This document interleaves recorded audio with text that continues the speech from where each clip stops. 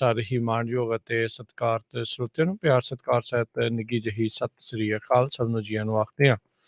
ਸੋ ਤੇ ਪ੍ਰੋਗਰਾਮ ਖਬਰ ਤੇ ਨਜ਼ਰ ਲੈ ਕੇ ਹਾਜ਼ਰ ਹਾਂ। ਮਿੰਟੂ ਗੁਰੂਸਰੇ ਜੀ ਆਪਣੇ ਨਾਲ ਜੁੜ ਚੁੱਕੇ ਨੇ। ਜੀਆਂ ਨੂੰ ਸਵਾਗਤ ਹੈ। ਸਤਿ ਸ੍ਰੀ ਅਕਾਲ ਜੀ। ਸ਼ੁਕਰੀਆ ਜੀ ਸਾਰਿਆਂ ਨੂੰ। ਸਤਿ ਸ੍ਰੀ ਅਕਾਲ ਜੀ। ਸਾਡੇ ਅੱਜ ਦੇ ਪ੍ਰੋਗਰਾਮ ਖਬਰ ਤੇ ਨਜ਼ਰ ਨੂੰ ਸਪਾਂਸਰ ਕਰਦੇ ਨੇ ਖਾਲਸਾ ਇੰਸ਼ੋਰੈਂਸ ਏਜੰਸੀ, ਜਿਨ੍ਹਾਂ ਦੇ ਕੋਲੋਂ ਤੁਸੀਂ ਹਰ ਇੱਕ ਤਰੀਕੇ ਦੇ ਇੰਸ਼ੋਰੈਂਸ ਕਰਵਾ ਸਕਦੇ ਹੋ। ਇੰਸ਼ੋਰੈਂਸ ਬਾਰੇ ਪਤਾ ਕਰਨ ਲਈ call 408-272-2500 4082722500। Tirkiana immigration law firm, immigration ਦਾ ਹੋਵੇ ਕਿਸੇ ਵੀ ਤਰੀਕੇ ਦਾ ਕੰਮ, call attorney J Tirkiana 415-909-0503 4159090503। GN tire and lube, ਜਿਨ੍ਹਾਂ ਦੇ ਕੋਲੋਂ ਤੁਸੀਂ truck wash, oil change, air brake ਦਾ ਕੰਮ ਕਰਵਾ ਸਕਦੇ ਹੋ। ਨਵੇਂ ਪੁਰਾਣੇ ਟਾਇਰ ਵਾਜਿਬ ਕੀਮਤਾਂ ਤੇ ਖਰੀਦ ਸਕਦੇ ਹੋ। ਸੈਂਟਰਨੈਲਾ ਮਡੇਰਾ ਦੇ ਵਿੱਚ ਲੋਕੇਸ਼ਨ ਨੇ। ਕਾਲ ਕਰ ਸਕਦੇ ਹੋ ਨਿਮਾ ਸੋਹਤਾ 209-277-0113। West coast truck driving school Fresno, ਜਿਹੜਾ ਕਿ ਤੁਹਾਨੂੰ ਟਰੱਕ ਚਲਾਉਣ ਦੀ ਸਿਖਲਾਈ ਵਧੀਆ ਢੰਗ ਦੇ ਨਾਲ ਦਿੰਦੇ ਹਨ। ਕਾਲ ਜੀ ਤੇ 12559 374 4541। ਸਾਰਿਆਂ ਦਾ ਧੰਨਵਾਦ। ਜੇਕਰ ਤੁਸੀਂ ਜਾਂ ਕੋਈ ਹੋਰ ਕਾਰੋਬਾਰ ਇਸ ਪ੍ਰੋਗਰਾਮ ਨੂੰ ਸਪਾਂਸਰ ਕਰਨਾ ਚਾਹੁੰਦੇ ਹੋ, ਸੰਪਰਕ 408-722-7698। ਮਿੰਟੂ ਜੀ, ਗੱਲਬਾਤ ਦਾ ਸਿਲਸਿਲਾ ਸ਼ੁਰੂ ਕਰਦੇ ਜਾਈਏ। ਭਾਰਤੀ ਵਿਦੇਸ਼ ਮੰਤਰਾਲੇ ਦਾ ਬਿਆਨ, ਕਿਸੇ ਵੀ ਵਿਦਿਆਰਥੀ ਨੂੰ ਯੂਕਰੇਨ ਵਿੱਚ ਨਹੀਂ ਬਣਾਇਆ ਬੰਦਕ। ਹਾਂਜੀ, ਦੇਖੋ ਅੱਜ ਬੜੀ ਵੱਡੀ ਇਹ ਖਬਰ ਆਈ ਸੀ, ਕਿਉਂਕਿ ਆਫੀਸ਼ੀਅਲੀ ਮਤਲਬ ਕਿ ਇੱਕ ਤਾਂ ਹੁੰਦਾ ਨਾ ਕਿ ਕਿਸੇ ਵੀ ਮੀਡੀਆ ਆਊਟਲੈਟ ਨੇ ਆਪਣੇ ਬਿਹਾਫ ਤੇ ਜਾਂ ਕਹ ਲਓ ਕਿ ਆਪਣੇ ਸੋਰਸ ਦੇ ਬਿਹਾਫ ਤੇ ਕੋਈ ਖਬਰ ਛਾਪ ਦਿੱਤੀ ਹੈ ਜਾਂ ਖਬਰ ਚਲਾ ਦਿੱਤੀ। ਇੱਕ ਹੁੰਦਾ ਆਫੀਸ਼ੀਅਲੀ। ਤਾਂ ਰਸ਼ੀਆ ਨੇ ਆਫੀਸ਼ੀਅਲੀ ਇੱਕ ਦੋਸ਼ ਲਾਇਆ ਸੀਗਾ ਕਿ ਦੇਖੋ, ਅਸੀਂ ਕੋਈ ਦਿੱਕਤ ਅੜਿੱਕਾ ਪੇਸ਼ ਨਹੀਂ ਕਰਨਾ ਚਾਹੁੰਦੇ, ਸਾਡੀ ਕੋਈ ਸਮੱਸਿਆ ਨਹੀਂ ਹੈ। ਦਰਅਸਲ ਯੂਕਰੇਨ ਭਾਰਤੀ ਸਟੂਡੈਂਟਸ ਨੂੰ ਜਾਂ ਇਹਨਾਂ ਬੱਚਿਆਂ ਨੂੰ ਇੱਕ ਸ਼ੀਲਡ ਵਜੋਂ ਇਸਤੇਮਾਲ ਕਰ ਰਿਹਾ ਵਾ। ਸੋ ਇਹ ਬੜਾ ਵੱਡਾ ਦੋਸ਼ ਸੀਗਾ। ਉਸ ਤੋਂ ਬਾਅਦ ਯੂਕਰੇਨ ਨੇ ਵੀ ਮੇਰੇ ਖਿਆਲ ਦੇ ਨਾਲ ਆਪਣਾ ਸਪਸ਼ਟੀਕਰਨ ਦਿੱਤਾ ਸੀਗਾ ਕਿ ਭਾਈ ਜੇ ਅਸੀਂ ਭੇਜਦੇ ਇਹਨਾਂ ਨੂੰ, ਇਹ ਗੋਲੀਆਂ ਮਾਰਦੇ ਆ, ਨਾ ਮੁੜ ਕੇ ਸਾਡਾ ਲੱਗੇਗਾ। ਸੋ ਇਸ ਤਰ੍ਹਾਂ ਇੱਕ ਤਰ੍ਹਾਂ ਨਾਲ ਐਸੀਆਂ ਦੋ ਕੰਟਰਾਡਿਕਟ ਸਟੇਟਮੈਂਟ ਆਈਆਂ, ਜਿਹਦੇ ਨਾਲ ਚਿੰਤਾਵਾਂ ਜਿਹੜੀਆਂ ਕੁਝ ਭਾਰਤੀਆਂ ਦੀਆਂ ਹੋਰ ਵੱਧ ਗਈਆਂ ਕਿ ਚੱਲ ਕੀ ਰਿਹਾ। ਤਾਂ ਅਖੀਰ ਦੇ ਵਿੱਚ ਭਾਰਤ ਦੇ ਵਿਦੇਸ਼ ਮੰਤਰਾਲੇ ਦਾ ਆਫੀਸ਼ੀਅਲੀ ਸਟੇਟਮੈਂਟ, ਕਿਉਂਕਿ ਆਫੀਸ਼ੀਅਲੀ ਹੋ ਰਿਹਾ ਸੀਗਾ ਨਾ ਸਾਰਾ ਕੁਝ, ਤਾਂ ਫਿਰ ਆਫੀਸ਼ੀਅਲੀ ਆਉਣਾ ਪਏਗਾ, ਤੁਹਾਨੂੰ ਜਾਣਾ ਪਵੇਗਾ। ਤਾਂ ਇਹਨਾਂ ਨੇ ਆਫੀਸ਼ੀਅਲੀ ਕਿਹਾ ਹੈ ਕਿ ਕਿਸੇ ਵੀ ਵਿਦਿਆਰਥੀ ਨੂੰ ਬੰਦੀ ਬਣਾਏ ਜਾਣ ਦੀ ਕੋਈ ਖਬਰ ਨਹੀਂ ਹੈ। ਤਾਂ ਐਸੀ ਕੋਈ ਵੀ ਰਿਪੋਰਟ ਨਹੀਂ ਹੈ।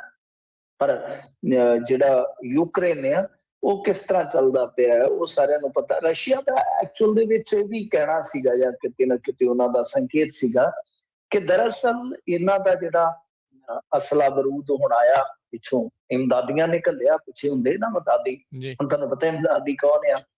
ਇਮਦਾਦੀਆਂ ਨੇ ਜਿਹੜਾ ਅਸਲਾ ਘੱਲਿਆ ਉਹ ਅਸਲ ਦੇ ਵਿੱਚ ਇੱਕ ਪਾਸੇ ਪਿਆ। ਉਹਨਾਂ ਨੇ ਉੱਥੋਂ ਤੱਕ ਲੈ ਕੇ ਜਾਣਾ ਵੀ ਇਹ ਵਿਦਿਆਰਥੀਆਂ ਦੇ ਬਹਾਨੇ ਇੱਕ ਰੂਟ ਬਣਾਉਣਾ ਚਾਹੁੰਦੇ ਆ। ਅਸਲ ਦੇ ਵਿੱਚ ਰਸ਼ੀਆ ਕੁਛ ਐਸੇ ਸੰਕੇਤ ਦੇ ਰਿਹਾ ਸੀਗਾ। ਪਰ ਜੇ ਦੂਸਰੇ ਪਾਸੇ ਦੇਖੀਏ, ਚਲੋ ਇਹ ਤੇ ਇਲਜ਼ਾਮ ਤਰਾਸ਼ੀ ਹੈ। ਮੈਂ ਜਿਵੇਂ ਅਕਸਰ ਸੁਣਿਆ ਵਾ ਜਾਂ ਕਈ ਦਾ ਵੀ ਹੈ ਕਿ ਜੰਗ ਦੇ ਵਿੱਚ ਸਭ ਤੋਂ ਪਹਿਲਾਂ ਸੱਚ ਖਤਮ ਹੋ ਜਾਂਦਾ, ਉਸ ਤੋਂ ਬਾਅਦ ਫਿਰ ਮਨੁੱਖਤਾ ਮਰਦੀ ਹੈ। ਜੰਗ ਦੇ ਵਿੱਚ ਜਿੱਤੇ ਕੋਈ ਵੀ, ਹਾਰੇ ਕੋਈ ਵੀ, ਬਸ ਸਮਝ ਲਓ ਕਿ ਕਾਣ ਜਿਹੜਾ ਉਹ ਮਨੁੱਖਤਾ ਦਾ ਤੈਅ ਹੈ।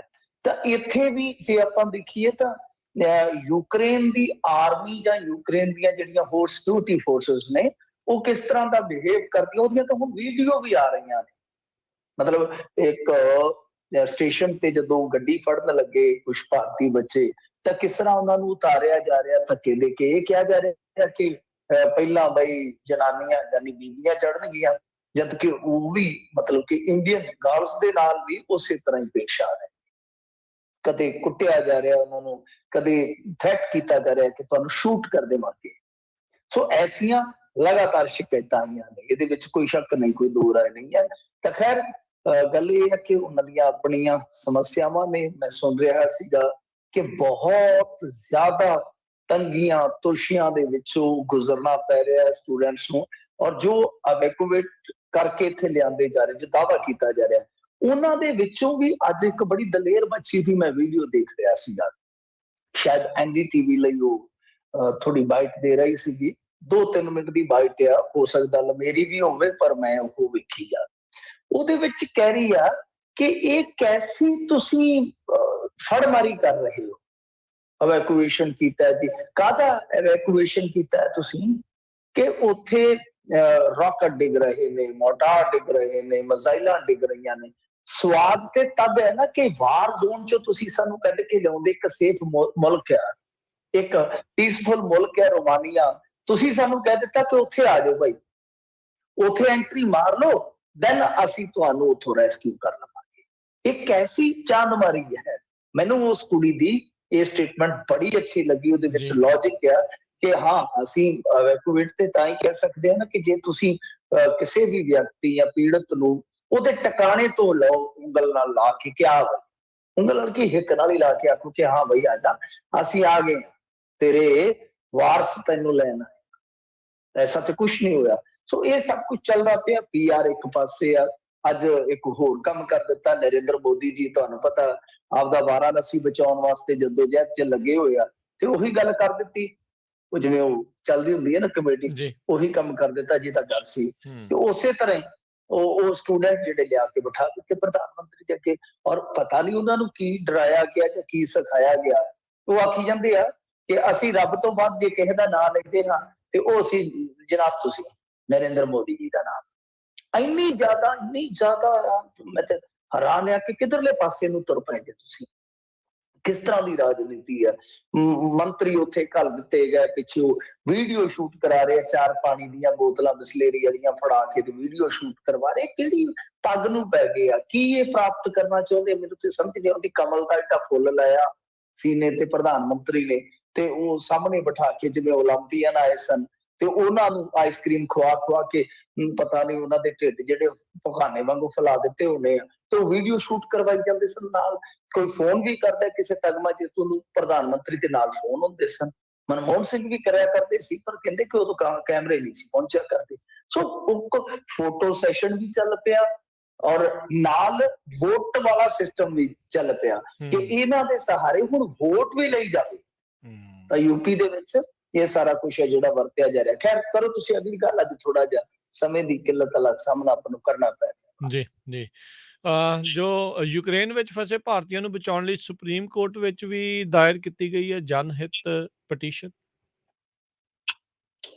ਦੇਖੋ, ਜਨਹਿਤ ਪਟੀਸ਼ਨ ਤੇ ਦਾਇਰ ਕੀਤੀ ਗਈ ਆ, ਪਰ ਇਹੋ ਜਿਹੀਆਂ ਪਟੀਸ਼ਨਾਂ ਤੇ ਤੁਸੀਂ ਆਪ ਸਿਆਣੇ ਹੋ ਕਿ ਕੋਈ ਕੋਰਟ ਕੀ ਕਰ ਸਕਦਾ, ਕਿਸੇ ਮੁਲਕ ਦਾ ਕੋਰਟ ਕੀ ਕਰ ਸਕਦਾ। ਇੱਥੇ ਤੇ ਹੁਣ ਇੰਟਰਨੈਸ਼ਨਲ ਕ੍ਰਿਮੀਨਲ ਕੋਰਟ ਨੂੰ ਛੱਡ ਦਿੱਤਾ ਗਿਆ ਕਿ ਚਲੋ ਭਾਈ ਤੁਸੀਂ ਹੁਣ ਮੈਦਾਨ ਦੇ ਵਿੱਚ ਜਾ ਕੇ ਦੇਖੋ ਯੂਕਰੇਨ 'ਚ ਕਿਵੇਂ ਵਾਰ ਕ੍ਰਾਈਮ ਹੋ ਰਿਹਾ। ਔਰ ਭੁੱਲਣਾ ਨਹੀਂ ਚਾਹੀਦਾ, ਇਹ ਉਹੀ ਯੂਕਰੇਨ ਆ ਜਿਹਦੇ ਤੇ ਖੁਦ ਵਾਰ ਕ੍ਰਾਈਮ ਦੇ ਦੋਸ਼ ਲੱਗਦੇ ਆ, ਕਿਉਂਕਿ ਜਿਹੜੇ ਪ੍ਰੋ ਰਸ਼ੀਅਨ ਲੋਕ ਜਿਨ੍ਹਾਂ ਦੇ 2 ਸਟੇਟਾਂ ਨੂੰ ਇਹਨਾਂ ਨੇ ਆਜ਼ਾਦ ਦੇਸ਼ ਵਿੱਚ ਮਾਨਤਾ ਦਿੱਤੀ ਹੈ, ਲੁਹਾਂਸਕ ਤੇ ਇੱਕ ਦਨੈਸਕ, ਉਸ ਏਰੀਏ ਦੇ ਵਿੱਚ ਇਹਨਾਂ ਤੇ ਇਸ ਤਰ੍ਹਾਂ ਦੇ ਦੋਸ਼ ਲੱਗੇ ਸਨ। ਖੈਰ ਤੇ ਚਲੋ ਆਪਾਂ ਦੇਖ ਲੈਂਦੇ ਹਾਂ ਇਸ ਖਬਰ ਦੇ ਵਿੱਚ ਮਜ਼ਮੂਨ ਕੀ ਆਂਦਾ ਹੈ। ਤੇ ਇਹ ਮਸਲਾ ਜਿਹੜਾ ਹੈ ਉਹ ਇੱਕ ਜਨਹਿਤ ਪਟੀਸ਼ਨ ਦੇ ਰੂਪ ਦੇ ਵਿੱਚ ਅੱਗੇ ਵੱਧਦਾ ਸੁਪਰੀਮ ਕੋਰਟ ਤੱਕ ਪਹੁੰਚ ਗਿਆ। ਪਰ ਇਹਦੇ ਤੇ ਜਿਹੜੇ CJI ਹੈ, NV ਰਮੰਨਾ ਜੀ, ਮਤਲਬ ਕਿ ਚੀਫ ਜਸਟਿਸ ਆਫ ਇੰਡੀਆ ਜਿਹੜੇ ਆ NV ਰਮੰਨਾ ਜੀ, ਉਹਨਾਂ ਨੇ ਆਖਿਆ ਕਿ ਦੇਖੋ ਵਿਦਿਆਰਥੀਆਂ ਦੀ ਜੋ ਹਾਲਾਤ ਹੈ, ਜੋ ਉੱਥੇ ਹਾਲਾਤ ਹੋਏ ਪਏ ਨੇ, ਉਹਨਾਂ ਨੂੰ ਦੇਖ ਕੇ ਬਿਲਕੁਲ ਸਾਨੂੰ ਵੀ ਦੁੱਖ ਆ। ਅਸੀਂ ਵੀ ਮਤਲਬ ਕਿ ਇਨਸਾਨ ਹੀ ਆ, ਜੱਜ ਵੀ ਇਨਸਾਨ ਹੁੰਦੇ ਨੇ, ਸਾਨੂੰ ਉਹਨਾਂ ਦੇ ਨਾਲ ਹਮਦਰਦੀ ਹੈ। ਬਟ ਹੁਣ ਅਸੀਂ ਪੁਤਿਨ ਨੂੰ ਕਿਵੇਂ ਆਖ ਦਈਏ ਕਿ ਯੁੱਧ ਰੋਕ ਦੇ ਬਾਈ? ਸਾਡਾ ਕੋਈ ਉਹਦੇ ਤੇ ਥੋੜੀ ਜ਼ੋਰ ਚੱਲਦਾ ਹੈ ਬਈ ਅਸੀਂ ਪੁਤਿਨ ਨੂੰ ਕਹੀਏ ਕਿ ਡੀਅਰ ਪੁਤਿਨ ਇਸ ਵਾਰ ਨੂੰ ਤੁਸੀਂ ਸਟਾਪ ਕਰ ਦਿਓ। ਐਸਾ ਕਿਵੇਂ ਹੋ ਸਕਦਾ ਹੈ? ਤੁਸੀਂ ਇਦਾਂ ਦੀਆਂ ਗੱਲਾਂ ਕਿਉਂ ਕਰ ਰਹੇ ਹੋ? ਤਾਂ ਖੈਰ ਉਹ ਕਹਿੰਦੇ ਆ ਕਿ ਅਸੀਂ ਨਹੀਂ ਕਹਿ ਸਕਦੇ। ਤਾਂ ਇਹ ਆਪਣੇ ਆਪ ਦੇ ਵਿੱਚ ਹੀ ਫਿਰ ਸਮਝ ਸਕਦੇ ਹੋ ਤੁਸੀਂ ਕਿ ਇਸ ਪਟੀਸ਼ਨ ਦਾ ਕੀ ਬਣੇਗਾ। ਪਰ ਗੱਲ ਇਹ ਆ ਕਿ ਜਿਵੇਂ ਆਪਾਂ ਅੱਗੇ ਵੀ ਗੱਲਾਂ ਕੀਤੀਆਂ, ਹੋਰ ਵੀ ਗੱਲਾਂ ਨੇ ਕਿ ਠੀਕ ਹੈ ਸੁਪਰੀਮ ਕੋਰਟ ਉੱਥੇ ਤੇ ਨਹੀਂ ਕੋਈ ਜ਼ੋਰ ਚਲਾ ਸਕਦੀ, ਪਰ ਇੱਥੇ ਜ਼ਰੂਰ ਇਹਨਾਂ ਦੇ ਜਿਹੜੇ ਹੈਗੇ ਅਟਾਰਨੀ ਜਨਰਲ, ਉਹਨਾਂ ਨੂੰ ਤੇ ਜ਼ਰੂਰ ਕਿਹਾ ਜਾ ਸਕਦਾ ਹੈ ਨਾ, ਕਿਉਂਕਿ ਨਾਗਰਿਕ ਜਿਹੜੇ ਫਸੇ ਨੇ, ਉੱਥੋਂ ਦੇ ਬੱਚੇ ਜਿਹੜੇ ਫਸੇ ਨੇ, ਉਹ ਉੱਥੋਂ ਦੇ ਇੱਥੋਂ ਗਏ ਨੇ, ਮਤਲਬ ਕਿ ਉੱਥੋਂ ਦੇ ਤੇ ਨਹੀਂ ਹੈ ਨਾ, ਤਾਂ ਉਹਨਾਂ ਬਾਰੇ ਤੇ ਜ਼ਰੂਰ ਕੁਛ ਨਾ ਕੁਛ ਕਿਹਾ ਜਾ ਸਕਦਾ ਕਿ ਤੁਸੀਂ ਇੰਨੇ ਲੇਟ ਕਿਉਂ ਹੋ ਗਏ, ਕੀ ਤੁਹਾਡੀਆਂ ਤਿਆਰੀਆਂ ਨੇ। ਹਾਲ ਦੀ ਘੜੀ ਮੈਂ ਅੱਜ ਇੱਕ ਡਾਟਾ ਦੇਖ ਰਿਹਾ ਸੀਗਾ ਕਿ 6400 ਆਏ ਨੇ, ਤੇ ਆਪਾਂ ਨੂੰ ਜੋ ਡਾਟਾ ਦੱਸਦਾ ਹੈ ਉਹ ਤਕਰੀਬਨ 20,000 ਦੇ ਕਰੀਬ ਸਟੂਡੈਂਟ ਨੇ। ਇਹਦਾ ਮਤਲਬ ਇਹ ਕਿ ਹਾਲੇ ਤੁਸੀਂ ਜੇ ਦੇਖੋਗੇ ਤੇ ਤੀਜਾ ਹਿੱਸਾ ਹੀ ਵਿਦਿਆਰਥੀ ਪਹੁੰਚੇ ਨੇ। ਦਿਨ ਕਿੰਨੇ ਬੀਤ ਗਏ? ਅੱਜ 3 ਤਰੀਕ ਹੋ ਗਈ ਹੈ, 3 ਵੀ ਗਈ ਇੰਡੀਆ 'ਚ, ਇੰਡੀਆ 'ਚ 3 ਵੀ ਗਈ। ਇਹਦਾ ਮਤਲਬ ਇਹ ਆ ਕਿ ਹਿਸਾਬ ਲਾ ਲਓ, ਜੇ ਆਪਾਂ ਦੇਖੀਏ ਤਾਂ 8-10 ਦਿਨ ਦਾ ਸਮਾਂ ਜਿਹੜਾ ਉਹ ਇਸ ਤਰ੍ਹਾਂ ਚਲੇ ਗਿਆ ਤੇ ਹਾਲੇ ਤੀਜਾ ਹਿੱਸਾ ਕੈਬ ਦੇ ਵਿੱਚ ਵੀ ਕਹਿੰਦੇ ਕਿ ਉੱਥੇ ਫਸੇ ਹੋ ਸਕਦੇ ਆ ਸਟੂਡੈਂਟ, ਖਰਕੀਵ ਦੇ ਵਿੱਚ ਵੀ ਹੋ ਸਕਦੇ ਆ, ਓਡੀਸ਼ਾ ਦੇ ਵਿੱਚ ਵੀ ਹੋ ਸਕਦੇ ਆ, ਸੋਮੀ ਤੋਂ ਵੀਡੀਓ ਵੀ ਆਈ ਆ, ਬਹੁਤ ਸਾਰੇ ਸ਼ਹਿਰਾਂ ਦੇ ਵਿੱਚ ਹਾਲੇ ਵੀ ਸਟੂਡੈਂਟ ਬੈਠੇ ਆ। ਪਰ ਮੇਰੇ ਖਿਆਲ ਦੇ ਨਾਲ ਇਹ ਹੋਣਾ ਚਾਹੀਦਾ। ਔਰ ਇੱਕ ਚੀਜ਼ ਹੋਰ ਤੁਹਾਨੂੰ ਦੱਸ ਦੇਵਾਂ ਕਿ ਪੰਜਾਬ ਦੇ ਵਿੱਚੋਂ ਜਿਹੜਾ ਅੰਕੜਾ 1025 ਦਾ ਆ ਰਿਹਾ ਵਾ, ਉਹਦੇ ਵਿੱਚੋਂ ਵੀ ਅੱਜ ਇੱਕ ਅਖਬਾਰ ਨੇ ਦਾਅਵਾ ਕੀਤਾ ਕਿ 300 ਵਿਦਿਆਰਥੀਆਂ ਨਾਲ ਸੰਪਰਕ ਨਹੀਂ ਹੋ ਰਿਹਾ। ਪਰ ਉਹਨਾਂ ਬਾਰੇ ਕਹਾਣੀ ਕੁਝ ਹੋਰ ਵੀ ਅਖਬਾਰ ਲਿਖਦਾ ਆ ਕਿ ਹੋ ਸਕਦਾ ਉਹਨਾਂ ਨੇ ਨੰਬਰ ਚੇਂਜ ਕਰ ਦਿੱਤੇ ਹੋਣ, ਜਾਂ ਕੁਛ ਨੇ ਐਂਟਰੀ ਪਾ ਕੇ ਯੂਰਪ ਦੇ ਵਿੱਚ ਤੇ ਮੁੜ ਕੇ ਆਪਣੇ ਆਪ ਨੂੰ ਵੇਖ ਲਿਆ ਹੋਵੇ ਕਿ ਹੁਣ ਇੱਥੇ ਠੀਕ ਆ, ਮਤਲਬ ਕਿ ਉਹ ਉਧਰ ਨੂੰ ਨਿਕਲ ਗਏ ਹੋਣ।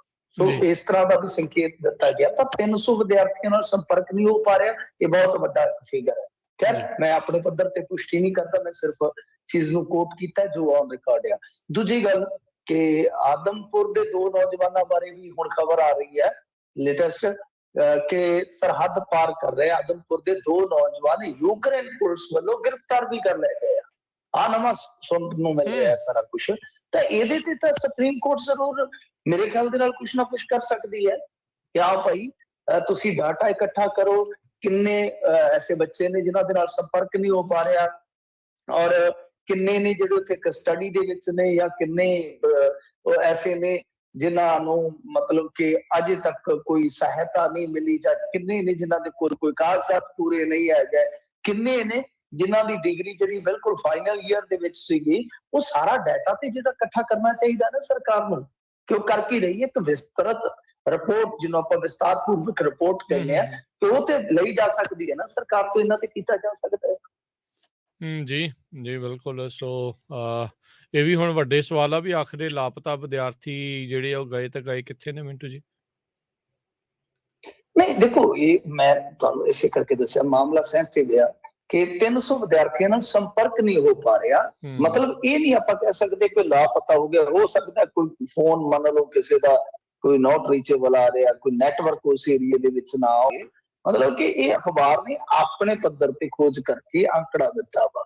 ਹੁਣ 1025 ਵਾਲਾ ਤੇ ਜਿਹੜੇ ਸਾਡੇ ਨੋਡਲ ਅਧਿਕਾਰੀ ਨੇ ਇਸ ਮਾਮਲੇ ਦੇ ਵਿੱਚ, ਪੁਲਿਸ ਅਧਿਕਾਰੀ ਨੇ, ਉਹ ਵੀ ਕਹਿ ਰਹੇ ਕਿ 1025 ਹਾਲੇ ਵੀ ਉੱਥੇ ਹੋਣ ਦੀ ਸੰਭਾਵਨਾ ਪੰਜਾਬ ਦੇ ਵਿੱਚੋਂ, ਪਰ ਉਹ 300 ਸੰਪਰਕ ਦੇ ਵਿੱਚ ਨਹੀਂ ਆ ਰਹੀ। ਗੱਲ ਵੈਸੇ ਚਲੋ ਠੀਕ ਆ, ਕੋਈ 5-7 ਇੱਧਰ ਉੱਧਰ ਹੋ ਸਕਦੇ ਆ ਕਿ ਉਹਨਾਂ ਦਾ ਮਾਈਂਡ ਬਦਲ ਗਿਆ ਹੋਵੇ ਕਿ ਛੱਡੋ MBBS, ਪਤਾ ਨਹੀਂ ਡਿਗਰੀ ਮਿਲਣੀ ਹੈ ਕਿ ਨਹੀਂ ਮਿਲਣੀ, ਜੇ ਯੂਰਪ ਦੇ ਵਿੱਚ ਐਂਟਰੀ ਮਿਲਦੀ ਹੈ ਤੇ ਨਿਕਲ ਚਲੋ, ਹੋ ਜਾਂਦਾ ਹੈ ਨਾ, ਇਹ ਹੋ ਜਾਂਦਾ। ਜਾਂ ਏਜੰਟ ਵੀ ਤੁਹਾਨੂੰ ਪਤਾ ਉਹ ਵੀ ਲਾ ਲੈਂਦੇ ਹੁੰਦੇ ਚਾਰ ਤੇ ਇਹੋ ਜਿਹੇ ਕੰਮ 'ਚ, ਕੋਈ ਆਪਾਂ ਇੱਕ ਅੱਧੇ ਗਰੁੱਪ ਦਾ ਤੇ ਇਦਾਂ ਸੋਚ ਸਕਦੇ ਹਾਂ, ਪਰ 300 ਬੰਦੇ ਦਾ ਇਹ ਦਾਅਵਾ ਆਪਣੇ ਆਪ ਦੇ ਵਿੱਚ ਕਿਤੇ ਨਾ ਕਿਤੇ ਕਹਿ ਲਈਏ ਕਿ ਥੋੜਾ ਜਿਹਾ ਚਿੰਤਾਜਨਕ ਆ। ਪਰ ਇਹਦੇ ਤੇ ਹੋਰ ਸਾਨੂੰ ਉਡੀਕ ਕਰਨੀ ਚਾਹੀਦੀ ਹੈ। ਜੀ ਜੀ ਇੱਧਰ ਇਸ ਯੁੱਧ ਦੇ ਚੱਲਦਿਆਂ ਕੇਂਦਰ ਨੂੰ ਕਹਿੰਦੇ ਲੈਣੇ ਪੈ ਸਕਦੇ ਨੇ ਸਖਤ ਫੈਸਲੇ, ਜਲਦ ਫਟ ਸਕਦਾ ਮਹਿੰਗਾਈ ਦਾ ਬੰਬ ਵੀ। ਹਾਂਜੀ ਬਿਲਕੁਲ, ਜਿਹੜੇ ਬਚ ਗਏ ਨੇ ਜੰਗ ਤੋਂ ਉਹ ਇੱਧਰ ਮਹਿੰਗਾਈ ਦੇ ਬੰਬ ਤੋਂ ਨਹੀਂ ਬਚ ਸਕਣਗੇ। ਗੱਲ ਕੀ ਆ ਕਿ ਦੇਖੋ, ਇਹ ਬੰਬ ਹੁਣ ਫਟਣਾ ਹੀ ਫਟਣਾ, ਇਹ ਵੈਸੇ ਵੀ ਫਟ ਜਾਣਾ ਸੀ, ਇਹ ਜੰਗ ਨਾ ਲੱਗਦਾ ਨਾ, ਇੰਡੀਆ ਦਾ ਇਹ ਹਾਲ ਹੋਣਾ ਹੀ ਹੋਣਾ ਸੀਗਾ। ਇੰਡੀਆ ਦੇ ਵਿੱਚ ਤਰਾਈ ਤਰਾਈ ਆਉਣੀ ਸੀਗੀ, ਕਿਉਂਕਿ ਤੁਹਾਨੂੰ ਪਤਾ ਸਿਆਣੇ ਬੰਦੇ ਜਿਹੜੇ ਬੈਠੇ ਨੇ ਉੱਤੇ, ਉਹਨਾਂ ਨੇ ਚੀਕਾਂ ਦਾ ਇੱਕ ਨਸ਼ਾ ਪਾਲ ਰੱਖਿਆ। ਜਦੋਂ ਤੱਕ ਉਹਨਾਂ ਨੂੰ ਚੀਕਾਂ ਸੁਣਾਈ ਨਹੀਂ ਦਿੰਦੀਆਂ, ਉਹ ਸਿਆਣੇ ਬੰਦੇ ਜਿਹੜੇ ਉੱਤੇ ਬੈਠੇ ਆ 2-4, ਉਹ ਬਹੁਤੇ ਸਿਆਣੇ ਤੁਹਾਨੂੰ ਪਤਾ, ਤਾਂ ਉਹ ਜਿਹੜੇ ਬਹੁਤੇ ਸਿਆਣੇ ਲੋਕ ਹੈ, ਜਦ ਤੱਕ ਲੋਕਾਂ ਦਾ ਚੀਕੋ ਪੁਕਾਰ ਨਹੀਂ ਸੁਣਦੇ, ਉਹਨਾਂ ਨੂੰ ਨਸ਼ਾ ਨਹੀਂ ਹੁੰਦਾ, ਉਹਨਾਂ ਨੂੰ ਸਰੂਰ ਨਹੀਂ ਹੁੰਦਾ ਸੱਤਾ ਦਾ। ਚਾਹੇ ਉਹ ਨੋਟਬੰਦੀ ਹੋਵੇ, ਚਾਹੇ GST, ਫਾਸਟੈਗ ਲਵਾਓ, ਫਲਾਹ ਕਰੋ, ਟਮਕਾ ਕਰੋ। ਹੁਣ ਤੇ ਜ਼ਮੀਨ ਵੀ ਆ ਜਿਹੜੀ ਲੈਂਡ ਆ ਸਾਡੀ, ਇਹ ਸਾਰੀ ਡਿਜੀਟਲਾਈਜੇਸ਼ਨ ਕਰਕੇ ਇਹਨਾਂ ਨੇ ਰੱਖਣੀ ਹੈ ਨਾ। ਸਾਨੂੰ ਇੱਕ ਆਧਾਰ ਕਾਰਡ ਵਾਂਗੂ ਨੰਬਰ ਦੇ ਦੇਣਾ ਇਹਨਾਂ, ਲਿਆਓ ਕਾਗਜ਼ ਕੱਢ ਕੇ, 70 ਸਾਲ ਪੁਰਾਣੇ ਲਿਆਓ ਕਾਗਜ਼ ਕੱਢ ਕੇ, ਚੀਕ ਹਲੇ ਪੈਣੀ ਹੈ। ਤੁਸੀਂ ਦੇਖੋ ਇੰਡੀਅਨ ਲੋਕਾਂ ਦੀ ਚੀਕ ਪੈਣੀ ਆ, ਇਹਨਾਂ ਨੂੰ ਚੀਕਾਂ ਸੁਣਨ ਦਾ ਨਸ਼ਾ ਹੈ। ਇਹ ਚਲੋ ਨਸ਼ਾ ਉੱਤਰ ਵੀ ਜਾਂਦਾ ਹੁੰਦਾ, ਲੋਕਾਂ ਨੇ ਲਾਇਆ, ਲੋਕ ਹੀ ਲਵਾ ਦੇਣਗੇ। ਤਾਂ ਫਿਰ ਇਹ ਸਾਫ਼ ਹੈ ਜੀ, ਕਿਉਂਕਿ ਜੇ ਕੱਚੇ ਤੇਲ ਦੀਆਂ ਕੀਮਤਾਂ ਤੁਸੀਂ ਅੱਜ ਦਾ ਰੇਟ ਦੱਸ ਦੇਣਾ, ਕੱਚੇ ਤੇਲ ਦੀਆਂ ਕੀਮਤਾਂ ਮੇਰੇ ਖਿਆਲ ਦੇ ਨਾਲ 110 ਜਾਂ $115 ਦੇ ਕਰੀਬ ਹੋਣਗੀਆਂ ਇਸ ਟਾਈਮ, ਪੱਕਾ ਤੁਸੀਂ ਦੱਸ ਦੇਣਾ। ਤਾਂ ਇਹਦਾ ਮਤਲਬ ਇਹ ਆ ਕਿ ਜਿਵੇਂ ਹੀ ਇਲੈਕਸ਼ਨ ਦੀ ਪ੍ਰਕਿਰਿਆ ਖਤਮ ਹੋਏਗੀ। ਮਤਲਬ ਕਿ 7 ਨੂੰ ਸ਼ਾਇਦ ਆਖਰੀ ਦੌਰ ਹੈ ਵੋਟਾਂ ਦਾ। 7 ਨੂੰ ਜਿਵੇਂ ਹੀ ਦੌਰ ਇਖਤਾਮ ਤੇ ਪਹੁੰਚੇਗਾ, ਖਾਤਮੇ ਤੇ ਪਹੁੰਚੇਗਾ, ਤਿਵੇਂ ਹੀ ਇਹਨਾਂ ਨੇ, ਜਿਵੇਂ ਉਹ ਟੈਂਪੂ ਜੇ ਨਹੀਂ ਸੀ ਹੁੰਦੇ 3 ਵੀਲਰ ਜੇ ਆਪਣੇ ਪਿੰਡਾਂ ਨੂੰ ਆਉਂਦੇ ਹੁੰਦੇ, ਅੱਗੇ ਚੂੰਝੂ ਜਿਹਾ ਇੱਕ ਟਾਇਰ ਜਿਹਾ ਹੁੰਦਾ ਸੀਗਾ ਉਹਦੇ, ਤੋਂ ਇਹ ਰੱਸੀ ਖਿੱਚ ਕੇ ਸਟਾਰਟ ਕਰਦੇ ਹੁੰਦੇ ਸੀ। ਸ਼ਾਇਦ ਬਹੁਤੇ ਪੰਜਾਬੀਆਂ ਨੂੰ ਚੇਤੇ ਆ ਗਿਆ ਹੋਣਾ। ਉਹ ਰੱਸੀ ਜੀ ਪਾ ਕੇ ਨਾ ਇੰਜਨ ਨੂੰ ਘਕਾਉਂਦੇ ਤੇ ਕੜ ਕੜ ਕੜ ਕੜ ਕਰਕੇ ਸਟਾਰਟ ਹੋ ਜਾਂਦਾ। ਇਸ ਤਰ੍ਹਾਂ ਮਤਲਬ ਕਿ ਇਹ ਉਹਨੂੰ ਸਟਾਰਟ ਕਰਨਗੇ ਹੁਣ ਰੱਸੀ ਮਾਰ ਕੇ 7 ਤਰੀਕ ਨੂੰ। ਉਸ ਤੋਂ ਬਾਅਦ ਉਹ ਚੁੰਝੂ ਜਿਹਾ ਕਿੱਧਰ ਨੂੰ ਜਾਂਦਾ ਕੋਈ ਪਤਾ ਨਹੀਂ, ਉਹਨੇ ਕਿਹਦੇ ਵਿੱਚ ਵੱਜਣਾ, ਗਰੀਬ ਨੂੰ, ਮਿਡਲ ਕਲਾਸ ਨੂੰ ਲਪੇਟੀ ਜਾਣਾ। ਸੋ ਇਹ ਤੈਅ ਹੈ, ਇੱਕ ਅਨੁਮਾਨ ਆ ਕਿ ਡੀਜ਼ਲ ਪੈਟਰੋਲ ਜਿਹੜਾ ਸਾਡਾ 125 ਨੂੰ ਪਹੁੰਚ ਜਾਏਗਾ ਯਕਦਮ, ਜਿਹੜਾ ਕਿ ਐਵਰੇਜ ਅੱਜ 100 ਤੋਂ 110 ਦੇ ਵਿਚਾਲੇ ਆ। ਇਸ ਤੋਂ ਇਲਾਵਾ ਜੇ ਤੁਸੀਂ ਦੇਖੋਗੇ ਤਾਂ ਸਾਡਾ ਜਿਹੜਾ ਤੇਲ ਖਰੀਦ ਬਜਟ ਹੈ ਉਹ ਵੀ ਵੱਧ ਜਾਏਗਾ। ਫਿਰ ਫੋਰਨ ਰਿਜ਼ਰਵ ਹੈ ਜਿਹੜਾ ਉਹ ਵੀ ਸਾਡਾ ਘਟੇਗਾ। ਫਿਸਕਲ ਡੈਫਿਸਿਟ ਸਾਡਾ ਉਹ ਵੱਧ ਜਾਏਗਾ। ਜਿਹੜਾ ਕਹਿ ਲਈਏ ਕਿ ਸਬਸਿਡੀ ਵਾਸਤੇ ਪੈਸਾ ਰੱਖਿਆ ਜਾਂਦਾ ਕੈਰੋਸੀਨ ਵਾਸਤੇ ਜਾਂ ਹੋਰ ਇਹਨਾਂ ਉਤਪਾਦਨਾਂ ਵਾਸਤੇ, ਇਹ ਜਿਹੜੇ ਹੁੰਦੇ ਨੇ ਇਹਨਾਂ ਜੋ ਚੀਜ਼ਾਂ ਇੱਥੇ ਦਿੰਦੇ ਸਬਸਿਡੀ ਦੇ ਰੂਪ ਚ, ਉਹ ਸਬਸਿਡੀ ਦਾ ਬਿੱਲ ਵੱਧ ਜਾਏਗਾ। ਸੋ ਇਸ ਕਰਕੇ ਇਹ ਜਿਹੜੇ ਉਤਪਾਦ ਹੈ ਜਿਨ੍ਹਾਂ ਤੇ ਸਬਸਿਡੀ ਹੁੰਦੀ ਆ, ਇਹਨਾਂ ਦਾ ਬਿੱਲ ਵੀ ਵੱਡਾ ਬਣ ਜਾਏਗਾ। ਤਾਂ ਤੁਸੀਂ ਆਪ ਅੰਦਾਜ਼ਾ ਲਾ ਲਓ ਕਿ ਜਦੋਂ ਟਰਾਂਸਪੋਰਟੇਸ਼ਨ ਤੋਂ ਲੈ ਕੇ ਸਾਰੇ ਘਾਟੇ ਪਏ ਤੇ ਗੱਲ ਜਾਣੀ ਤੇ ਜਾਣੀ ਕਿੱਥੇ ਆ, ਬਿੱਲਾ ਜਾ ਕੇ ਤੰਦੂਰ ਚ ਫਸਣਾ ਹੀ ਫਸਣਾ ਲੋਕਾਂ ਦਾ। ਸੋ ਇਹ ਕਹਾਣੀ ਸਾਫ਼ ਹੈ, ਸਪਸ਼ਟ ਆ ਕਿ ਇਲੈਕਸ਼ਨ ਕਰਕੇ ਰੁਕੇ ਬੈਠੇ ਸਨ ਤੇ ਜਿੰਨਾ ਰੋਕ ਕੇ ਬੈਠੇ ਸੀ ਆਪਣੇ ਆਪ ਨੂੰ, ਹੁਣ ਉਹਨਾਂ ਠੋਕ ਕੇ ਮੁਜ਼ਾਹਰਾ ਕਰਨਗੇ ਕਿ ਦੱਬ ਦਿਓ। ਤੇ ਜਿੱਦਾਂ ਇਹ ਮਹਿੰਗਾਈ ਦਾ ਬੰਬ ਫਟਿਆ, ਤੁਸੀਂ ਦੇਖੋ ਲੋਕ ਕੀ ਕਰਦੇ। ਔਰ ਮੈਨੂੰ ਤਾਂ ਇਹ ਲੱਗਦਾ ਹੈ ਕਿ ਜੇ ਜੰਗ ਲੰਬਾ ਚੱਲਦਾ ਪੁਤਿਨ ਵਾਲਾ, ਜਾਂ ਇਹਦੇ ਵਿੱਚ ਹੋਰ ਦੇਸ਼ ਇਨਵੋਲਵ ਹੁੰਦੇ ਆ, ਤੇ ਗਿਆ ਆਰਥਿਕ ਤੌਰ ਤੇ ਤਾਂ ਗਿਆ। ਮੇਰੇ ਖਿਆਲ ਦੇ ਨਾਲ ਇੰਡੀਆ ਦਾ ਪਹਿਲਾਂ ਹੀ ਖਤਰਾ ਸੀਗਾ ਕਿ ਜਿਸ ਤਰ੍ਹਾਂ ਸਾਡੀ ਇਕਨੋਮੀ 2014 ਤੋਂ ਬਾਅਦ 2 ਸਾਲ ਤੇ ਇਹ ਜਿਹੜੇ ਸੁਲੱਖਣ ਆਏ ਸੀ, ਇਹਨਾਂ ਨੇ ਅੱਛਾ ਖਾਸਾ ਚਲਾਇਆ ਤੇ ਚਲੋ ਉਹਦਾ ਅਸਰ ਸੀਗਾ। 16 ਤੋਂ ਬਾਅਦ ਤੇ ਜਿਸ ਤਰ੍ਹਾਂ ਇਹ ਇਕਨੋਮੀ ਗਰਦ ਦੇ ਵਿੱਚ ਗਈ ਆ, ਤੇ ਲੱਗਦਾ ਤੇ ਇਹੋ ਆ ਕਿ ਹੁਣ ਇਹ ਜਿਹੜਾ ਇਸ ਟਾਈਮ ਚੱਲਦਾ ਪਿਆ ਦੁਨੀਆ ਦੇ ਵਿੱਚ, ਇਹ ਮਾਮਲਾ ਜਿਹੜਾ ਬਹੁਤ ਪੁੱਠਾ ਪਏਗਾ। ਸੋ ਇਹੀ ਦੁਆ ਕਰਦੇ ਕਿ ਜਲਦੀ ਜਲਦੀ ਕੰਮ ਨਿਬੜੇ। ਪਰ ਮੇਰੇ ਖਿਆਲ ਦੇ ਨਾਲ ਤੇਲ ਜਿਹੜਾ ਉਹ ਸਭ ਦਾ ਧੂਆਂ ਕਢਾਏਗਾ। ਇਹੀ ਤੇਲ ਨਹੀਂ, ਸਾਡਾ ਰਸੋਈ ਵਾਲਾ ਜਿਹੜਾ ਤੇਲ ਆ, ਜਿਹਦੇ ਨਾਲ ਅਸੀਂ ਤੜਕਾ ਲਾਉਨੇ ਅੱਜ ਕੱਲ, ਕਿਉਂਕਿ ਸਰੋਂ ਦਾ ਤੇਲ ਤੇ ਅਸੀਂ ਬਣਾਉਣਾ ਵੀ ਹਟ ਗਏ ਨਾ ਹੁਣ, ਇੰਨੇ ਜੋਗੇ ਤੇ ਅਸੀਂ ਰਹਿ ਹੀ ਕੋਈ ਨਹੀਂ। ਸਰੋਂ ਬੀਜ ਲਈ ਆ, ਹਾਲਾਂਕਿ ਸਾਡੇ ਇਲਾਕੇ 'ਚ ਤੇ ਉਹ ਹਾਲੇ ਵੀ ਅਜੇ ਸਰੋਂ ਲੋਕ ਬੀਜ ਲੈਂਦੇ ਆ, ਪਰ ਜਿੰਨੀ ਪੰਜਾਬ ਦੇ ਵਿੱਚ ਖਪਤ ਆ, ਉਹ ਤੇ ਮੇਰੇ ਖਿਆਲ ਦੇ ਨਾਲ ਅਸੀਂ 20% ਰਕਬਾ ਬੀਜ ਸਕਦੇ ਆ ਪੂਰੀ ਜ਼ਮੀਨ ਦਾ ਸਰੋਂ ਦਾ, ਜਿੰਨੀ ਸਾਡੀ ਖਪਤ ਆ। ਤਾਂ ਸਾਰੇ ਤੇਲ ਵਗੈਰਾ ਜਿਹੜੇ ਉਹ ਮਹਿੰਗੇ ਹੋ ਜਾਣਗੇ, ਤੇ ਮਤਲਬ ਕਿ ਤੜਕੇ 'ਚੋਂ ਜਿਹੜਾ ਧੂਆਂ ਨਹੀਂ ਨਿਕਲਦਾ ਕੜਾਈ 'ਚੋਂ, ਉਹ ਘੱਟ ਨਿਕਲੇਗਾ, ਕੰਨਾ ਖਾਣੀ ਜ਼ਿਆਦਾ ਨਿਕਲਣਾ ਜੀ। $110 ਨੂੰ ਹੋ ਗਿਆ ਜੀ ਕੱਚੇ ਤੇਲ ਦੀ ਕੀਮਤ ਬੈਰਲ ਨੂੰ। ਜੀ ਤਾਂ ਨੂੰ ਹੀ ਜਿਹੜਾ ਉਹ ਤੁਰਿਆ ਜਾਂਦਾ ਹੈਗਾ। ਮੁੱਖ ਮੰਤਰੀ ਚੰਨੀ ਦੇ ਭਾਣਜੇ ਦੀ ਛਾਤੀ 'ਚ ਦਰਦ, ਅੰਮ੍ਰਿਤਸਰ ਰੈਫਰ। ਵੈਸੇ ਅਕਸਰ ਹੀ ਦੇਖਿਆ ਜਿਉਂ-ਜਿਉਂ ਕੇਸ ਮਜ਼ਬੂਤ ਹੁੰਦਾ ਕਿਸੇ ਦੇ ਖਿਲਾਫ, ਉਹਦੇ ਦਰਦ ਵੱਧਦੇ ਜਾਂਦੇ। ਹਾਂਜੀ, ਦੇਖੋ ਬਿਲਕੁਲ ਇਹ ਵੀ ਤੁਸੀਂ ਇੱਕ ਚੀਜ਼ ਵੇਖਿਓ, ਜਦੋਂ ਇਹ ਹਾਈ ਪ੍ਰੋਫਾਈਲ ਮਾਮਲੇ ਦੇ ਵਿੱਚ ਨਾ ਇਹਨਾਂ ਨੂੰ ਗ੍ਰਿਫਤਾਰ ਕੀਤਾ ਜਾਂਦਾ, ਹੁੰਦਾ ਇਹਨਾਂ ਦੀ ਛਾਤੀ 'ਚ ਹੀ ਦਰਦ ਆ, ਹੋਰ ਕਿਤੇ ਨਹੀਂ ਹੁੰਦਾ। ਪਤਾ ਨਹੀਂ ਇਹ ਕੀ, ਹਾਂਜੀ ਬਿਲਕੁਲ ਪਤਾ ਨਹੀਂ ਕੀ ਹਿਸਾਬ ਕਿਤਾਬ ਆ ਕਿ ਛਾਤੀ 'ਚ ਹੀ ਦਰਦ ਉੱਠੇਗਾ। ਹੁਣ ਜਿਵੇਂ ਆਪਾਂ ਛੋਟੇ ਹੁੰਦੇ ਇੱਕ ਕਾਮਨ ਹੀ ਬਹਾਨਾ ਲਾਉਂਦੇ ਸਾਂ, ਜਦੋਂ ਕ੍ਰਿਕਟ ਮੈਚ ਚੱਲਣਾ ਹੋਵੇ, ਮੈਂ ਤੇ ਖਾਸ ਤੌਰ ਤੇ ਮੇਰਾ ਪੇਟ ਦੁਖਦਾ ਹੈ, ਮੇਰਾ ਢਿੱਡ ਦੁਖਦਾ ਹੈ, ਛੁੱਟੀ ਕਰਾ ਦਿਓ। ਸੋ ਕਾਮਨ ਬਹਾਨਾ ਹੁੰਦਾ ਸੀਗਾ, ਤੇ ਗਵਾਂਢੀਆਂ ਦੇ ਬੱਚੇ ਨੇ ਵੀ ਉਹੀ ਲਾਇਆ ਹੁੰਦਾ ਸੀ। ਤੇ ਜਿਵੇਂ ਹੀ ਸਕੂਲ ਦੀ ਘੰਟੀ ਸਾਡੇ ਘਰਾਂ ਤੱਕ ਹੀ ਸੁਣ ਜਾਂਦੀ ਸੀ, ਜਿਵੇਂ ਉਹ ਘੰਟੀ ਲੱਗ ਜਾਂਦੀ ਸੀ, ਬਸ ਫਿਰ ਹੱਟ ਪਿੱਛੇ ਲਿਆ ਬੀਬੀ ਰੋਟੀਆਂ, ਹੁਣ ਰਜਾਈ ਦੇ ਵਿੱਚ ਹੀ ਫੜਾ ਦੇ। ਸੋ ਇਸ ਤਰ੍ਹਾਂ ਇਹ ਵੀ ਚੱਲਦਾ ਕਿ ਉਹ ਜਿਵੇਂ ਨਾ ਪੰਜਾਬ ਪੁਲਿਸ ਨੇ ਇੱਕ ਵਾਰੀ, ਜਦੋਂ ਸੁਖਬੀਰ ਸਿੰਘ ਬਾਦਲ ਹੋਣੀ 2014 ਵਾਲਾ ਜਨਰਲ ਇਲੈਕਸ਼ਨ ਇੱਥੇ ਕਾਫੀ ਬੁਰੀ ਤਰ੍ਹਾਂ ਹਾਰੇ, ਤੇ ਇਹਨਾਂ ਨੇ ਸਾਰੀ ਖਿੱਚ ਜਿਹੜੀ ਸੀ ਉਹ ਕੱਢੀ ਸੀਗੀ, ਤੁਹਾਨੂੰ ਪਤਾ ਡਰੱਗ ਦੇ ਜਿਹੜੇ ਵਿਚਾਰੇ ਐਡਿਕਟਡ ਲੋਕ ਨੇ। ਤੇ ਉਹ ਹੋਇਆ ਕਿ ਉਹ ਕਿਸੇ ਨੇ RTI ਪਾਈ, ਤੇ ਹਜ਼ਾਰਾਂ FIR ਜਿਹੜੀਆਂ ਸੀ ਨਾ, ਉਹਨਾਂ ਦੇ ਵਿੱਚ ਇੱਕੋ ਕਹਾਣੀ, ਅਸੀਂ ਫਲਾਣੀ ਥਾਂ ਤੇ ਨਾਕਾ ਲਾਇਆ, ਮਤਲਬ ਕਿ ਸੜਕ ਦਾ ਨਾਮ ਬਦਲ ਦਿੱਤਾ, ਨਾਕਾ ਲਾਇਆ, ਅਸੀਂ ਹੱਥ ਦਿੱਤਾ, ਉਹਨੇ ਸਾਈਕਲ ਜਾਂ ਮੋਟਰਸਾਈਕਲ ਸੁੱਟਿਆ, ਸੱਜੇ ਪਾਸੇ ਨੂੰ ਦੌੜ ਗਿਆ। ਸਵਾਲ ਉੱਠਿਆ, ਕਹਿੰਦੀ ਯਾਰ ਇੱਕ ਵੀ ਖੱਬੇ ਪਾਸੇ ਨੂੰ ਨਹੀਂ ਦੌੜਦਾ ਤੁਹਾਡਾ, ਆ 10,000 20,000 FIR ਹੈ, ਸਾਰੇ ਹੀ ਸੱਜੇ ਪਾਸੇ ਨੂੰ ਦੌੜੀ ਜਾਂਦੇ, ਇਹਨਾਂ ਚ ਕੋਈ ਵੀ ਖੱਬੂ ਨਹੀਂ ਹੈਗਾ। ਔਰ ਕਮਾਲ ਦੀ ਗੱਲ ਹੈ ਕਿ ਸਾਰੇ ਹੀ ਤੁਸੀਂ ਉੱਥੇ ਰੇਸਰ ਰੱਖੇ ਨਾਕਿਆਂ ਤੇ, ਕਿ ਇੱਕ ਵੀ ਬੰਦਾ ਤੁਹਾਡੇ ਤੋਂ ਸੁੱਕਾ ਨਹੀਂ ਭੱਜਦਾ, ਸਾਰਿਆਂ ਨੂੰ ਤੁਸੀਂ ਨਪੜ ਲੈਂਦੇ ਜੇ। ਸੋ ਇਹ ਕਮਾਲ ਦੀਆਂ ਗੱਲਾਂ ਹੁੰਦੀਆਂ ਨੇ। ਖੈਰ ਚਲੋ ਬਿਮਾਰੀ ਵੀ ਲੱਗ ਜਾਂਦੀ ਹੈ, ਪਰ ਮੇਰਾ ਸਵਾਲ ਤੇ ਇਹੋ ਹੈ ਨਾ ਕਿ ਛਾਤੀ 'ਚ ਹੀ ਦਰਦ ਕਿਉਂ ਹੁੰਦਾ? ਕੋਈ ਅੱਜ ਕੱਲ ਹੁਣ ਇਹੋ ਜਿਹੀ ਤੇ ਪ੍ਰਣਾਲੀ ਹੈ ਨਹੀਂ ਜਿਹਦੇ ਰਾਹੀਂ ਪਤਾ ਲੱਗੇ। ਇਹ ਤਾਂ ਵੈਸੇ ਤੇਜ਼ਾਬ ਬਣ ਜਾਵੇ, ਪਕੌੜੇ ਪਕੂੜੇ ਚੰਗੇ ਖਾ ਲਓ, ਕਿਉਂਕਿ ਪਕੌੜੇ ਖਾਣਾ ਵੀ ਅੱਛੀ ਗੱਲ ਹੈ, ਇਹ ਵੀ ਦੇਸ਼ ਹਿੱਤ ਰਾਸ਼ਟਰ ਹਿੱਤ ਅੱਛਾ, ਕਿਉਂਕਿ ਪਕੌੜਾ ਤਲਣਾ ਵੀ ਰੁਜ਼ਗਾਰ ਹੈ, ਰੁਜ਼ਗਾਰ ਜਿਹੜਾ ਵਧਾਉਣਾ। ਤੇ ਉਹ ਜਦੋਂ ਤੁਸੀਂ ਰੁਜ਼ਗਾਰ ਨੂੰ ਵਧਾਓਗੇ ਤਾਂ ਫਿਰ ਐਸਿਡਿਟੀ ਵੀ ਵੱਧ ਜਾਂਦੀ ਹੈ ਨਾ, ਸੁਭਾਵਕ। ਪਰ ਉਹ ਰਾਸ਼ਟਰਵਾਦੀ ਕਹਿੰਦੇ ਕਿ ਤੁਸੀਂ ਦੇਸ਼ ਲਈ ਇੰਨਾ ਹੀ ਨਹੀਂ ਕਰ ਸਕਦੇ, ਥੋੜੀ ਜਿਹੀ ਐਸਿਡਿਟੀ ਨਹੀਂ ਕਰ ਸਕਦੇ। ਤੇ ਉਹ ਕਈ ਵਾਰ ਸੁੱਤੇ ਪਿਆ ਵੀ ਪੀੜ ਹੋਣ ਲੱਗ ਪੈਂਦੀ ਹੈ। ਸੋ ਉਹਨੂੰ ਲੈ ਗਏ ਨੇ ਜੇਲ੍ਹ ਚੋਂ ਕੱਢ ਕੇ, ਕਪੂਰਥਲੇ ਖੜਿਆ, ਕਹਿੰਦੇ ਕਿ ਨਹੀਂ ਲੈ ਜਾਓ ਕੰਮ ਅੰਮ੍ਰਿਤਸਰ ਲਿਜਾਣ ਵਾਲਾ। ਅੰਮ੍ਰਿਤਸਰ ਲੈ ਗਿਆ, ਹੁਣ ਹਸਪਤਾਲ ਚ ਚਲਾ ਜਾਏਗਾ, ਨਾਲੇ ਤੇ ਉੱਥੇ ਬੈੱਡ ਤੋੜੇਗਾ, ਨਾਲੇ ਤੇ ਖਾਏਗਾ ਉੱਥੇ। ਕਿਉਂਕਿ ਹੁਣ ਤੁਹਾਨੂੰ ਪਤਾ ਹੀ ਹੈ ਮਾਸੀ ਠਹਿਰੀ CM ਦੇ ਘਰੋਂ ਤੇ CM ਠਹਿਰਿਆ ਮਾਸੜ, ਇਹਨਾਂ ਕਿਤੇ ਉੱਥੇ ਹੈ ਹੀ ਹੈ ਨਾ ਕਿ ਚੀਕੂ ਸੀਤਾਫਲ ਤੇ ਪਤਾ ਨਹੀਂ ਕਿਆ ਕਿਆ ਆਏਗਾ। ਉਹ ਵਧੀਆ ਟਾਈਮ ਪਾਸ ਹੋ ਜੂ, ਟੈਲੀਵਿਜ਼ਨ ਲੱਗਾ ਹੋਣਾ, ਕਪਿਲ ਸ਼ੋਅ ਦੇਖ, ਕਦੇ ਇੱਧਰ ਦੇਖ, ਖਬਰਾਂ ਦੇਖ, ਕਦੇ ਯੁੱਧ ਦੇਖ।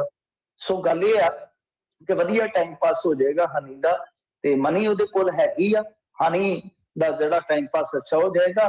ਔਰ ਵੈਸੇ ਮੇਰਾ ਮੰਨਣਾ ਇਹ ਆ, ਦੇਖੋ ਮੈਂ ਅਜੇ ਵੀ ਨਹੀਂ ਕਹਿੰਦਾ, ਅਜੇ ਵੀ ਮੈਂ ਕਿਸੇ ਦਾ ਮਜ਼ਾਕ ਨਹੀਂ ਉਡਾਉਂਦਾ, ਬਟ ਇਹੋ ਜਿਹੇ ਮਾਮਲਿਆਂ 'ਚ ਅੱਗੇ ਅਸੀਂ ਦੇਖਿਆ ਵਾ, ਤੁਹਾਨੂੰ ਯਾਦ ਹੋਏਗਾ ਹਜ਼ਾਰਾਂ ਕਰੋੜ ਦੀ ਠੱਗੀ ਦਾ ਮਾਮਲਾ ਜਿਹੜਾ, ਉਹ ਇੱਕ ਕੰਪਨੀ ਵਾਲੇ ਤੇ ਕੁਝ ਇਸ ਤਰ੍ਹਾਂ ਡਿੱਗਿਆ ਕਿ ਮੁੜ ਕੇ 2 ਸਰਕਾਰਾਂ ਨੇ ਉਹਨੂੰ ਐਨ ਇੱਕ ਤਰ੍ਹਾਂ ਨਾਲ ਕਹਿ ਲਓ ਕਿ ਪੂਰੇ ਖਾਸ ਗੈਸਟ ਵਾਂਗੂ ਸਾਂਭਿਆ। ਜੇਲ੍ਹ ਚੋਂ ਕੱਢ ਕੇ ਇੱਕ ਹਸਪਤਾਲ ਦੇ ਵਿੱਚ ਉਹਨੂੰ ਸ਼ਿਫਟ ਕੀਤਾ ਗਿਆ ਮੁਹਾਲੀ ਤੇ, ਜਿੰਨੀ ਕੁ ਸਾਨੂੰ ਜਾਣਕਾਰੀ ਮਿਲੀ ਹਸਪਤਾਲ ਦੇ ਵਿੱਚ ਕਮਰਾ ਹੀ ਐਸਾ ਦਿੱਤਾ ਸੀ ਜਿਹਦੇ ਚੋਂ ਦਫ਼ਤਰ ਚਲਾ ਰਿਹਾ ਸੀਗਾ। ਦੇਖੋ ਕਮਾਲ ਦੀਆਂ ਗੱਲਾਂ, ਮਹੀਨਿਆਂ ਬੱਧੀ। ਸੋ ਹੁੰਦਾ ਮੁਖਤਾਰ ਅੰਸਾਰੀ ਵਾਲਾ ਮਾਮਲਾ, ਕਿੰਨੇ ਮਹੀਨੇ ਮੁਖਤਾਰ ਅੰਸਾਰੀ ਪੰਜਾਬ 'ਚ ਬੈਠਾ ਰਿਹਾ। ਅਖੀਰ ਕਿਹਾ ਗਿਆ ਕਿ ਪੈਨਲ ਬਣਾਓ, ਜਦੋਂ ਉੱਥੇ PGI ਖੜਿਆ ਕਹਿੰਦੇ ਕਿ ਇਹਨੂੰ ਤਾਂ ਕੁਛ ਵੀ ਨਹੀਂ, ਲੈ ਜਾਓ ਇਹਨੂੰ, ਜਾਓ ਸਭ ਉੱਥੇ ਕਿਹਾ ਗਿਆ ਕਿ ਇਹਨੂੰ ਜਿੱਥੇ ਵੀ ਲਿਜਾਣਾ ਤੁਸੀਂ ਲੈ ਜਾਓ, UP ਲੈ ਜਾਓ, ਉਹਨੂੰ ਸੁੱਟੋ ਉੱਥੇ ਲਿਜਾ ਕੇ ਤੇ ਲੈ ਗਏ। ਹੁਣ ਮੁਖਤਾਰ ਅੰਸਾਰੀ ਉੱਥੇ ਚਲੇ ਵੀ ਗਿਆ। ਜੀ ਜੀ ਦੇਖੋ ਕੀ ਜਿਹੜਾ ਇਹ ਬਣਦਾ ਹੈ ਹੁਣ ਅੱਗੇ। ਅਗਲੀ ਮਿੰਟੂ ਜੀ ਗੱਲ ਕਰੀਏ, ਹਾਈ ਕੋਰਟ ਨੇ ਪੰਜਾਬ ਸਣੇ 2 ਹੋਰ ਸੂਬੇ ਦੀਆਂ ਸਰਕਾਰਾਂ ਤੋਂ ਨਸ਼ਾ ਨਸ਼ਟ ਕਰਨ ਦੀ ਮੰਗੀ ਰਿਪੋਰਟ।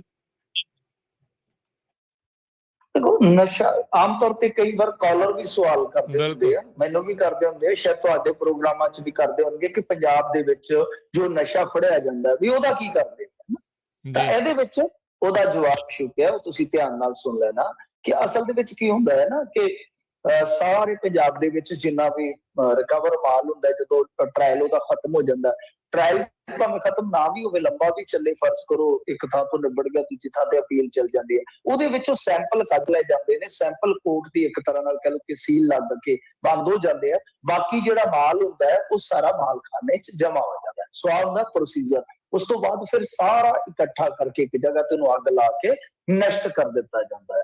ਤੁਸੀਂ ਦੇਖੀ ਹੋਣੀ ਇੱਕ ਤਸਵੀਰ ਕਿ ਬਿਹਾਰ ਦੇ ਵਿੱਚ ਪਊਏ ਅਧੀਏ ਜਿਹੜੇ ਆ, ਕਿਉਂਕਿ ਉੱਥੇ ਸ਼ਰਾਬਬੰਦੀ ਆ, ਉਹ ਰੋਡ ਰੂਲਰ ਦੇ ਥੱਲੇ ਖੜਿਚ ਟੁੱਟ ਰਹੇ ਸਨ। ਉਧਰੋਂ ਉਹ ਤੋੜੇ ਹੀ ਜਾ ਰਹੇ ਸੀਗੇ ਗਵਰਨਮੈਂਟ ਵਾਲੇ, ਤੇ ਉਧਰੋਂ ਸ਼ਰਾਬੀਆਂ ਦੇ ਦਿਲ ਟੁੱਟ ਰਹੇ ਸਨ। ਦਿਲ ਟੁੱਟਿਆਂ ਦੇ ਦਰਦ ਬੁਰੇ। ਉਹ ਕਹਿੰਦੇ ਕਿ ਕਿਉਂ ਇਹਨੂੰ ਮਾਸੂਮ ਬੋਤਲਾਂ ਨੂੰ ਤੋੜ ਰਹੇ ਜੀ ਯਾਰ, ਸਾਡੇ ਵੱਲ ਦੇਖੋ, ਤਰਸ ਕਰੋ। ਤੇ ਵੈਸੇ ਉਹ ਉੱਥੇ ਇਹ ਵੀ ਕਹਾਣੀ ਆਈ ਕਿ ਉੱਥੇ ਫੜ ਕੇ ਰੱਖੀ ਸੀ ਮਾਲਖਾਨੇ ਦੇ ਵਿੱਚ ਸ਼ਰਾਬ, ਤੇ ਸ਼ਰਾਬ ਸਾਰੀ ਪੀ ਗਏ, ਪਤਾ ਨਹੀਂ ਹੁਣ ਕਿਹੜੇ ਪੀ ਗਏ। ਜਦੋਂ ਪਤਾ ਲੱਗਿਆ ਕਹਿੰਦੇ ਜੀ ਚੂਹੇ ਪੀ ਗਏ। ਦੱਸੋ ਕਮਾਲ ਦੀ ਗੱਲ ਆ। ਉਹ ਕਹਿੰਦੇ ਵੀ ਚੂਹੇ ਇੰਨੀ ਸ਼ਰਾਬ ਪੀ ਕੇ ਕਿਸੇ ਨਾਲ ਲੜੇ ਨਹੀਂ, ਉੱਥੇ ਲੜਾਈ ਨਹੀਂ ਕੀਤੀ ਉਹਨਾਂ ਨੇ, ਇੰਨੀ ਦਾਰੂ। ਤੇ ਇਸੇ ਤਰ੍ਹਾਂ ਸਾਡੇ ਵੀ ਇੱਥੇ ਦਾਅ ਲੱਗ ਜਾਂਦੇ ਮਾਲਖਾਨੇ ਚੋਂ, ਇੱਥੇ ਤੇ ਮਾਲਖਾਨੇ ਚ ਪਿਸਟਲ ਚੋਰੀ ਹੋ ਜਾਂਦੇ ਆ। ਇੱਕ ਵਾਰੀ ਥਾਣੇਦਾਰ ਉਹਦੇ ਘਰੇ ਵਿਆਹ ਰੱਖਿਆ ਸੀ, ਸੋਨਾ ਚੱਕ ਕੇ ਵੇਚ ਗਿਆ ਕਿਸੇ ਡਕੈਤੀ ਵਾਲਾ, ਤੇ ਜਦੋਂ ਅਦਾਲਤ ਨੇ ਸੱਦਿਆ ਕਹਿੰਦਾ ਜੀ ਕੀ ਕਰੀਏ, ਪਾ ਦਿਓ ਜੁਰਮਾਨਾ। ਉਦੋਂ ਸਰਦਾ ਨਹੀਂ ਸੀਗਾ, ਘਰੇ ਨਹੀਂ ਸੀ ਸਰਦਾ, ਇੱਥੋਂ ਸਾਰ ਲਿਆ ਕੱਢ ਕੇ, ਜਿੰਨਾ ਪਾਉਣਾ ਪਾ ਦਿਓ। ਸੋ ਸਾਡੇ ਤੇ ਇੱਥੇ ਤਮਾਸ਼ਾ ਚੱਲਦਾ। ਇਹ ਹਾਈ ਕੋਰਟ ਦੇ ਵਿੱਚ ਮਾਮਲਾ ਗਿਆ, ਇੱਥੇ 10 ਹਫ਼ਤਿਆਂ ਦੇ ਅੰਦਰ ਹੁਣ ਜਵਾਬ ਜਿਹੜਾ ਪੁੱਛਿਆ ਜਾਏਗਾ। ਇਹਦੇ ਵਿੱਚ ਉਹਨਾਂ ਨੇ ਪੁੱਛਿਆ ਕਿ ਭਾਈ ਤੁਸੀਂ ਪਿਛਲੇ ਕੁਝ ਸਾਲਾਂ ਦੇ ਦੌਰਾਨ, ਆਈ ਥਿੰਕ ਮੇਰੇ ਖਿਆਲ ਦੇ ਨਾਲ 5 ਸਾਲਾਂ ਦਾ ਇਹਨਾਂ ਨੇ ਪੁੱਛਿਆ ਵਾ ਕਿ ਤੁਸੀਂ 5 ਸਾਲਾਂ ਦੇ ਵਿੱਚ ਜਿਹੜੀ ਇਹ ਕੇਸ ਪ੍ਰਾਪਰਟੀ ਹੈ, ਮਤਲਬ ਕਿ ਜੋ ਰਿਕਵਰੀ ਹੈ ਡਰੱਗ ਦੀ, ਉਹਦੇ ਵਿੱਚ ਉਹ ਕਿੰਨਾ ਸਾੜਿਆ ਤੁਸੀਂ, ਮਤਲਬ ਕਿ ਕਿੰਨਾ ਨਸ਼ਟ ਕੀਤਾ, ਨਸ਼ਟ ਸ਼ਬਦ ਇਸਤੇਮਾਲ ਕਰਾਂਗੇ ਆਫੀਸ਼ੀਅਲੀ ਆਪਾਂ, ਕਿ ਕਿੰਨਾ ਉਹ ਤੁਸੀਂ ਡਿਸਟਰੋਏ ਕੀਤਾ ਆ। ਪਰ ਦੱਸਦੇ ਆ ਕਿ ਇਸ ਸੁਣਵਾਈ ਦੇ ਦੌਰਾਨ ਇੱਕ ਦਿਲਚਸਪ ਗੱਲ ਜਿਹੜੀ ਹੈ ਸਾਹਮਣੇ ਆਈ ਕਿ ਜੀ ਇਹਦੇ ਵਿੱਚ ਇਕੱਲਾ ਜਿਹੜਾ ਪੋਸਟ ਆ, ਸਾਡੇ ਵੱਲ ਪੋਸਟ ਕਹਿ ਦਿੰਦੇ ਆ, ਆਮ ਇਲਾਕਿਆਂ 'ਚ ਭੁੱਖੀ ਜਾਂ ਡੋਡੇ ਕਹਿੰਦੇ ਆ, ਉਹ ਹੀ ਇਕੱਲਾ ਜੇ ਤੁਸੀਂ ਥਾਣਿਆਂ 'ਚ ਦੇਖੋਗੇ ਕਾਈ ਦਾਈ ਸੈਂਕੜਾ ਹਜ਼ਾਰ 10,000 ਲੱਖ ਤੇ 10 ਲੱਖ ਤੇ ਕਰੋੜ, ਇਹ ਤੇ ਹਿਸਾਬ ਲਾ ਲਓ ਕਿ 2,32,810 ਕਿਲੋ ਪਿਆ ਵਾ। ਹਿਸਾਬ ਲਾ ਲਓ 2,32,810 ਤੇ 84 ਗ੍ਰਾਮ ਆ ਜਾਣਾ। ਇਹ ਹਿਸਾਬ ਲਾ ਲਓ ਕਿ 2.5 ਲੱਖ ਕਿਲੋ ਤਕਰੀਬਨ 2.5 ਲੱਖ ਕਿਲੋ ਪੋਸਟ ਹੈ ਜਿਹੜਾ ਪਿਆ ਵਾ। ਤੇ ਬਾਕੀ ਨਸ਼ੇ ਦੇਖ ਲਓ, ਹੈਰੋਇਨ ਵਗੈਰਾ ਜੋ ਵੀ ਹੋਏਗੀ ਤਾਂ ਕਿੰਨੇ ਹੋਣਗੇ। ਸੋ ਇਹ ਹੁੰਦੀ ਹੈ ਪੂਰੀ ਪ੍ਰਕਿਰਿਆ ਜਿਹੜੀ ਕਿ ਅਕਸਰ ਆਪਣੇ ਕਾਲਰ ਕਈ ਵਾਰ ਪੁੱਛ ਲੈਂਦੇ ਹੁੰਦੇ। ਜੀ ਜੀ ਬਿਲਕੁਲ। ਤੇ ਮਿੰਟੂ ਜੀ ਸ਼ੁਕਰੀਆ, ਬੜੀ ਮਿਹਰਬਾਨੀ, ਧੰਨਵਾਦ। ਮਿਲਦੇ ਹਾਂ ਜੀ ਕੱਲ ਨੂੰ। ਸਤਿ ਸ਼੍ਰੀ ਅਕਾਲ ਜੀ। ਸਤਿ ਸ੍ਰੀ ਅਕਾਲ। ਸੋ ਤੇ ਪ੍ਰੋਗਰਾਮ ਦੀ ਸਮਾਪਤੀ, ਅਗਲੀ ਵਾਰ ਤੱਕ ਲਈ ਇਜਾਜ਼ਤ। ਮੇਰੇ ਵੱਲੋਂ ਵੀ ਪਿਆਰ ਭਰੀ ਸਤਿ ਸ਼੍ਰੀ ਅਕਾਲ। ਸੁਣਦੇ ਰਹੋ ਪੰਜਾਬੀ ਰੇਡੀਓ USA।